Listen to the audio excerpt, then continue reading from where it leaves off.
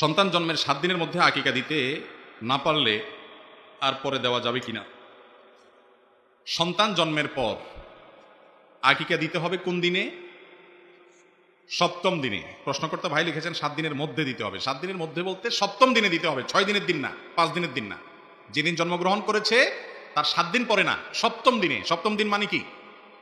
যেদিন জন্মগ্রহণ করেছে শিশু সেটাকে 1 ধরে এরপরে 2 3 গুনতে গুনতে 7 হবে, যে সেই দিনে কি দিতে হবে? আকিকা দিতে হবে। এটা হলো ওই দিনে আকিকা দেওয়াটা হলো সুন্নাত।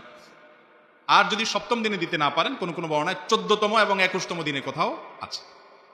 এই দিনগুলোতেও যদি দিতে না পারেন, অনেক সময় বাবার হাতে পয়সা কড়ি ছিল না, তাহলে সেক্ষেত্রে কি করবেন? বড় হওয়ার পরেও আকিকা দিতে পারবেন। এটি বিশুদ্ধতর মত।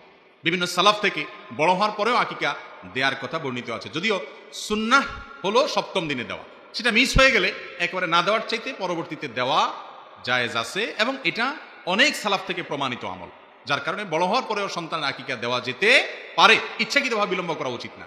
আমাদের দেশে আকিকার এই আমলটার ব্যাপারে একটা বিরাট অবহেলা আমাদের আছে। সেটা হলো, বিশেষ করে আপনার এই কুমিল্লা, নোয়াখালী, লক্ষ্মীপুর, ফেনী অঞ্চলে যারা একটু প্রবাসে থাকে বেশি, তাদের বাচ্চা কাচ্চা হলে আকিকা দেওয়ার জন্য বলে যে বাপ আসুক তারপরে দেব। আছে না এটা? তো বাপ আসার সাথে তো আকিকার কোনো সম্পর্ক নাই ভাই। আকিকা সময় মতো দিয়ে ফেলতে হবে, বাপ আসুক বা না আসুক। বাপ আসা পর্যন্ত অপেক্ষা করেছেন, সময় চলে গেছে, তাহলে সুন্নতটা ছুটে গেল, একটা বিরাট বড় সওয়াব থেকে বঞ্চিত হলেন, সময় মতো হলো না জিনিসটা। এই জন্য আকিকা 7ম দিনে করবেন, এটা সুন্নাহ।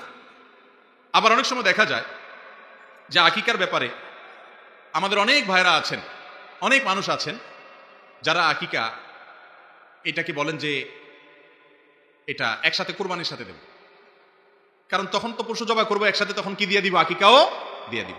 এটাও সুন্নাহর খেলাফ কাজ ভাই।